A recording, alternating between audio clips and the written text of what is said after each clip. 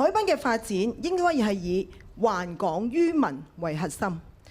我哋展現咗香港嘅國際都會嘅魅力嘅同時，亦都要成為市民日常休憩嘅休閒空間。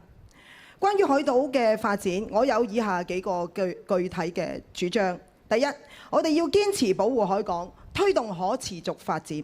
第二，分段打造主題區，融合旅遊同埋社區嘅功能。中西區去到灣仔段，重點發展呢個文化旅遊，設置呢一個嘅露天嘅藝廊、節日市場同埋一啲嘅歷史嘅導覽徑。第三，我亦都建議透過活化中環碼頭嘅設施嚟到擴展渡輪非票務收入，從而減輕呢個營運商嘅財政壓力，幫到離島嘅居民擺脱船費上漲所帶來嘅經濟壓力。咁樣同時亦都可以提振到我哋嘅海島經濟。